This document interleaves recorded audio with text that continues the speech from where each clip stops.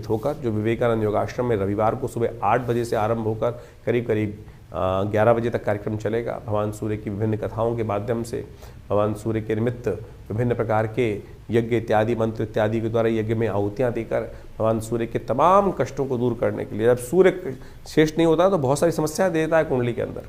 जब सूर्य खराब चल रहे होते हैं तो स्किन डिसीज, हड्डियाँ संबंधी समस्याएं, या आपके लिए हार लगातार हो जा रही जीवन में, तो समझ लीजिए कहीं ना कहीं सूर्य ठीक नहीं है। बहुत ओवर एम्बिशियस आदमी है वो भी सूर्य के कहीं ना कहीं जो सेल्फ कॉन्फिडेंस व्यक्ति लूज कर चुका है और कीर्ति प्राप्त हो ही नहीं रही है।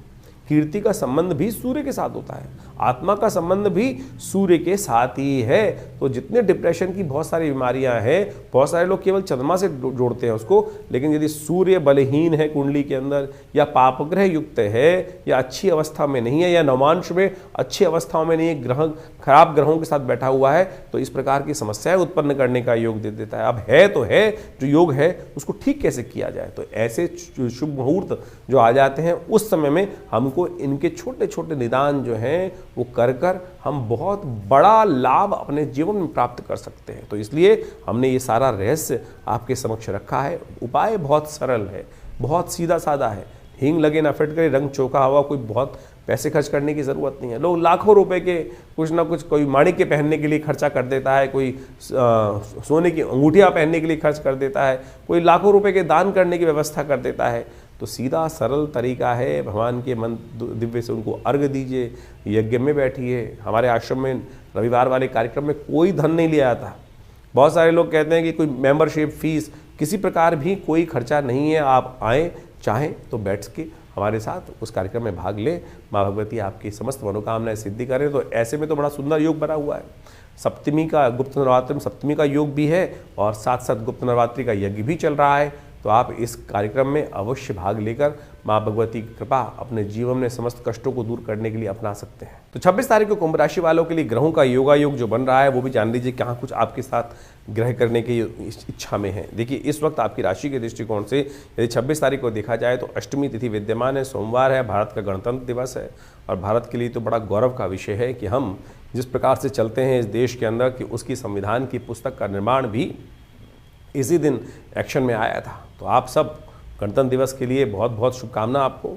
और आपकी राशि के दृष्टिकोण से ग्रहों का योग जो बन रहा है वो जान लीजिए। इस वक्त आपकी राशि के दृष्टिकोण से भी योग ऐसा चल रहा है कि कुछ नया लेखन करने की तरफ, कुछ नया सृजन करने की तरफ आपका मनोमस्तिष्क उग्रसित होता दिखाई दे रहा है। इस वक्त आपके लिए कुछ नए वेंचर्स बनने के योग, नए जुड़ाव की स्थिति भी ग्रह जो है इंगित करते दिखाई दे रहे हैं। लेकिन ध्यान रखना, सुबह 10 बजे तक 10:30 तक का समय थोड़ा हल्का दिखाई देता है। उसके बाद भद्रा समाप्त हो जाएगी तो नए कार्य करने की तरफ उद्धृत होने के, नए संपर्कों को साधने के लिए, कुछ नया आरंभ करने के लिए कुछ ना कुछ समय अच्छा दिखाई दे रहा है आपकी राशि के दृष्टिकोण से।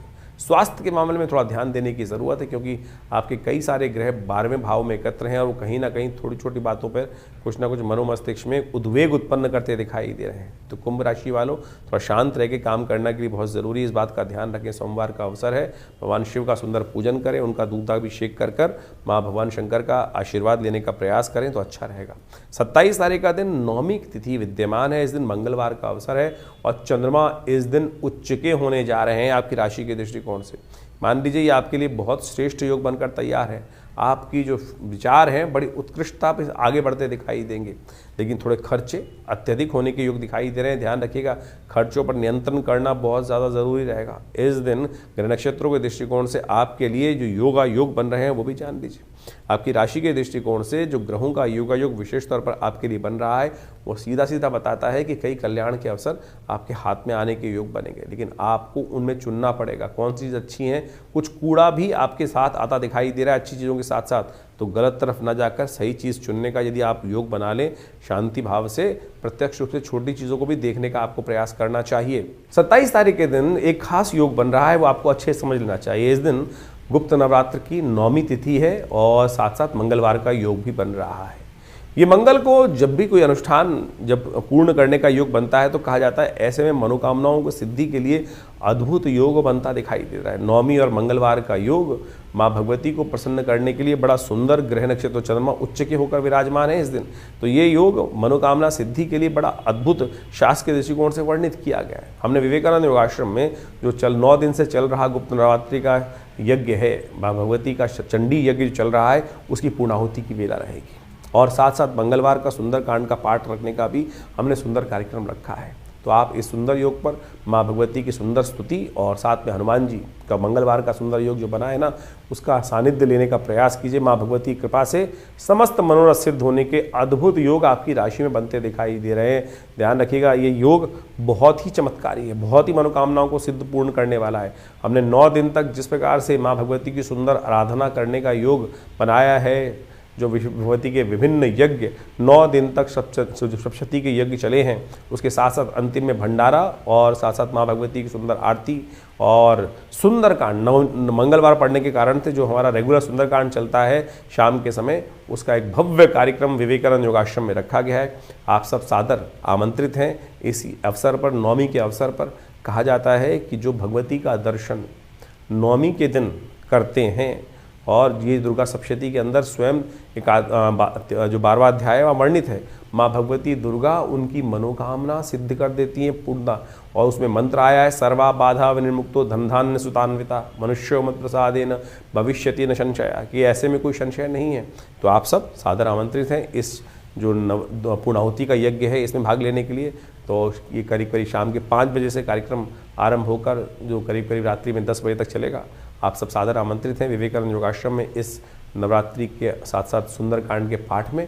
माँ भगवती आपकी मनोरथ सिद्ध अवश्य करेंगी। कुंभ राशि वालों, 28 तारीख का दिन ग्रह योग किस प्रकार से आपके राशि के दृष्टिकोण से बने हुए हैं जान लीजिए। उस दिन दशमी तिथि है 28 तारीख को, साथ साथ बुधवार का अवसर है और आपकी राशि के दृष्टिकोण से महत्वपूर्ण आपके लिए परिवर्तन का योग इस प्रकार से बन रहा है कि जो मंगल हैं वो भी अपना नक्षत्र परिवर्तन कर कर श्रवण नक्षत्र में प्रवेश करते दिखाई दे रहे हैं। चंद्रमा के नक्षत्र में मंगल जब प्रवेश कर जाते हैं तो क्या है, थोड़े से सरल हो जाते हैं। आमतौर पे मंगल का देखिए उच्च की राशि में इस वक्त विराजमान होना और उसके साथ साथ अस्त अवस्था में होने के कारण से क्या होता है कि कई बार मंगल में जो मानसिक तौर पर व्यक्ति डिप्रेशन में जाने के योग बना लेते हैं।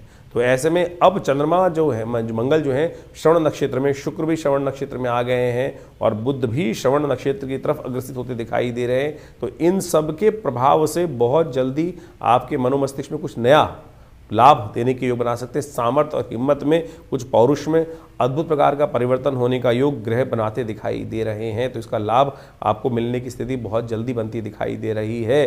तो इस समय में मन भी शांत रहेगा और चीज़ों को समझने के लिए आपके लिए भाव आते दिखाई दे रहे हैं। तो इसलिए थोड़ा सरलता से चीज़ों को समझते हुए थोड़ा फोकस करने का प्रयास करेंगे तो चीज़ें बहुत सफल रूप से आगे बढ़ने की तरफ अग्रसित होती दिखाई दे रही हैं। और बहुत जल्दी आपकी राशि में एक अद्भुत प्रकार का धन योग बनकर तैयार हो रहा है जो आपकी बुद्धि से आपको लाभ देने की स्थिति भी उत्पन्न करता दिखाई दे रहा है। बात कर लेते हैं 29 तारीख की। उस दिन एकादशी का योग है और साथ साथ बृहस्पतिवार के दिन एकादशी का सुंदर योग बनकर दिखाई दे रहा है। और इस दिन आपकी राशि में जया एकादशी के साथ साथ धन योग भी बनकर तैयार हो गया है, जो आपकी राशि के दृष्टिकोण से एक बात का प्रतिपादित करता है कि बुद्धि के द्वारा आपके अपने प्रयासों से चीज़ें सफलता की तरफ अग्रसित होती दिखाई दे रही है। आपके अपने बुद्धि के द्वारा उपयोग कर लेने से चीज़ों को, कई बार क्या होता है हम दूसरों के विचारों में बहुत ज़्यादा डिपेंड होते हैं और कई बार 4-5 लोग हमें एक चीज़ को बताने का प्रयास करते हैं तो हम कंफ्यूज हो जाते हैं। इस समय मान लीजिए आपके अपने विचार, अपनी बुद्धि, अपने कर्म से आपके लिए चीज़ें सही होने के योग बन रहे हैं। रवि योग बनकर तैयार है आपकी राशि के दृष्टिकोण से। ऐसे में देखिए भगवान विष्णु का विशेष स्तवन करने का प्रयास करें। एकादशी का पर्व है, कोशिश करें भगवान विष्णु के मंदिर में जाकर उनका पूरी तरह से पंचोपचार पूजन करें, चरणामृत उनका ग्रहण करें। कहा जाता है अकाल मृत्युहरणम सर्वव्याधि विनाशनम विष्णु पादुत्कम पित्वा पुनर्जन्म विद्यते। 30 तारीख का दिन क्या कुछ कर रहा है आपके लिए जान लीजिए। द्वादशी तिथि का योग है, उस दिन शुक्रवार का सुंदर योग बना है और आपकी राशि में धन योग बनकर जो चल रहा है वो कहीं ना कहीं शुक्र उदय होने के साथ साथ बहुत बड़ा आपके लिए लाभ के रास्ते को खोलता दिखाई दे रहा है। जी हाँ, शुक्र का उदय होना आपकी राशि के दृष्टिकोण से बहुत महत्वपूर्ण प्रकार का एक अच्छा योग आपकी राशि में बनाकर तैयार कर रहा है। शुक्र आगे आगे बढ़ते जा रहे हैं और बहुत जल्दी सूर्य के ग्रास से बाहर आने के कारण से अब आपकी राशि में 2 प्रकार के लाभ के योग, बृहस्पति का चंद्रमा के साथ, शुक्र का 12वें भाव में बैठने के कारण से ये आपके लिए कहीं ना कहीं आपकी शक्ति को बहुत बढ़िया तरह से बढ़ाने की तरफ अग्रसित करता दिखाई दे रहा है। लव लाइफ में एक नई जान लाने के योग बनते दिखाई दे रहे हैं। मंगल का योग शुक्र के साथ जिस प्रकार से विद्यमान है तो वो कहीं ना कहीं कुछ ना कुछ नया योग आपकी राशि में बनकर तैयार हो रहा है। तो इस समय का आपको लाभ लेने का प्रयास करना चाहिए। इस दिन प्रदोष का योग भी बना हुआ है, शुक्र प्रदोष, महालक्ष्मी की प्राप्ति का योग बना हुआ है। तो शाम को हो सके तो सुगंधित द्रव्य के द्वारा भगवान का अभिषेक करने का प्रयास करें, भगवान शंकर का देखिएगा आशीर्वाद मिलेगा, चीज़ें आपके लिए पॉजिटिव रूप में प्राप्त करने के योग बनेंगे। 31 तारीख का दिन आपकी राशि के दृष्टिकोण से पूरी तरह से अच्छा योग बनता दिखाई दे रहा है। शुक्र और ज़्यादा मंगल के साथ सन्निकट एक योग बना रहे हैं, क्योंकि वो धनिष्ठा में प्रवेश कर रहे हैं। ये धनिष्ठा में प्रवेश करने के कारण से शुक्र की शक्ति और बड़ी होती दिखाई दे रही है, जो आपके लिए चीज़ों में कहीं ना कहीं एक नई एनर्जी को देने की स्थिति उत्पन्न करती दिखाई दे रही है। चाहे आपके रिलेशनशिप्स के बारे में हम बात करें, वो रिलेशनशिप भी सफलता की तरफ बढ़ती दिखाई देंगी, और साथ साथ कुछ ना कुछ नया इमोशनल पॉइंट ऑफ व्यू से भी आपके लिए दिन बड़ा सेटिस्फैक्ट्री लेवल पर दिखाई देता है। शनिवार का दिन है, तो कोशिश ये करें इस दिन ग्रह योग के अनुसार से थोड़ा सा परिवर्तन का योग बनेगा। दिन बहुत अच्छा दिखाई देता है, लेकिन शाम आते आते कहीं ना कहीं स्वास्थ्य पर चीज़ें भारी पड़ने के योग भी आपकी राशि में बन रहे हैं। थोड़ा महामृत्युंजय मंत्र का जप करें या काली उड़द का दान करें, दोनों आपके लिए श्रेष्ठ रहेंगे। तो इस प्रकार से आपने ग्रहों का योगा योग समझा। ग्रहों के योगा योग के कारण से ही जीवन में घटनाओं का जो आगे सृजन होता है वो वास्तविक तौर पर समझा जा सकता है। ग्रहों का योगा योग कब हमारे लिए शुभ है, कब हमारे लिए अशुभ है, ये ज्योतिष की काल गणना बहुत प्रत्यक्ष रूप से समझा सकती है। आने वाला समय किस करवट बैठने वाला है, हमारे साथ क्या कुछ होने के योग हैं, और कब हम अपने जीवन के योगा योगों को अपने लिए शुभ उपयोग कर सकते हैं, इसको इस प्रकार समझें। बहुत सारे लोग कहते हैं कि नहीं ऐसा कुछ नहीं हो सकता है। बिल्कुल, आप तो हर रोज़ इसी प्रकार का कार्य करते हैं। आपके अनुभव से आपको पता है कि कब सर्दी आने वाली है, कब गर्मी आने वाली है, कब बरसात होने के योग हैं। तो आप अपने आप को उससे पहले तैयार कर लेते हैं। सर्दी से पहले गर्म कपड़े खरीद लेते हैं, और गर्मी आने से पहले उसके अनुसार से अपने घर में व्यवस्था कर लेते हैं, जिससे आपके लिए क्या होता है कि वातावरण के अनुसार से अपने आप को व्यवस्थित करने का मार्ग बन जाता है। ये आपका अनुभव है।